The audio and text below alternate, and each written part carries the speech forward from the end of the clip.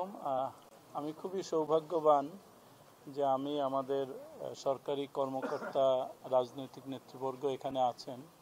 আমরা সবাই মিলে জাতির পিতা বঙ্গবন্ধু শেখ মুজিবুর রহমানের আত্মার মাগফিরাত কামনা করেছি। তার জন্য আমরা সবাই দোয়া করেছি। আপনারা জানেন যে বঙ্গবন্ধুর জন্যই কিন্তু বাংলাদেশ। আমাদের ব্যক্তি জীবনে, সামাজিক, রাষ্ট্রীয় জীবনে, অর্থনৈতিক জীবনে যা কিছু অর্জন সব কিছুই জাতির পিতা বঙ্গবন্ধু শেখ মুজিবুর রহমানের জন্য। তিনি শুধু আমাদের স্বাধীনতাই দিয়ে যাননি বা শুধু বাংলাদেশটাকেই দিয়ে যাননি, তিনি কিন্তু স্বাধীনতা উত্তর বাংলাদেশে যে ৩.৫ বছর তিনি রাষ্ট্র পরিচালনা করেছেন, সেই সময়ে এই আগামীর বাংলাদেশ কেমন হবে সেই বাংলাদেশ নির্মাণের মৌলিক রূপরেখাও কিন্তু তিনি দিয়ে গেছেন।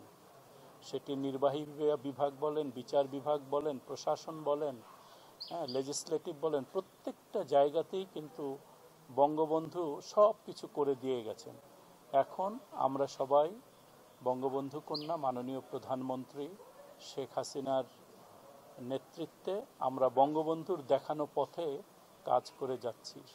অর্থাৎ আমি এটাই বলতে চাই আজকের দিনে তার প্রতি শ্রদ্ধা জানিয়ে যে আমরা বঙ্গবন্ধুর যে ইচ্ছা, যে স্বপ্ন, যে বাস্তব রূপরেখা তিনি দিয়ে গেছেন, বাংলাদেশের উন্নয়নে যে বীজ তিনি বপন করে গেছেন, তার সেই দেখানো পথেই বাংলাদেশ চলছে এবং বঙ্গবন্ধুর দেখানো পথেই কিন্তু বাংলাদেশের মুক্তি, বাংলাদেশের সাফল্য।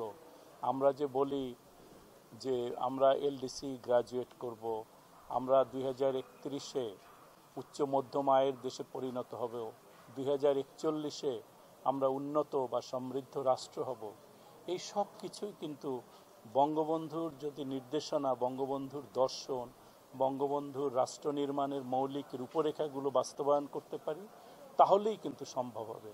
সুতরাং আজকে এই দিনে আমরা তার প্রতি শ্রদ্ধা জানাই, পরম করুণাময় আল্লাহ তাআলার কাছে তাঁর আত্মার শান্তি কামনা করছি। বঙ্গমাতা শেখ ফজিলাতুন্নেসা সহ 15ই আগস্টে পরিবারের সকলে যাদেরকে আমরা হারিয়েছি, আল্লাহ তাদের সবারকে বেহেশতের উচ্চতম স্থানে জায়গা করে দিন, সেই প্রার্থনাই আমরা করেছি।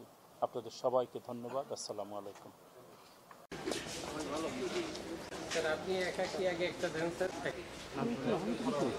দাদা আপনার হাত মামা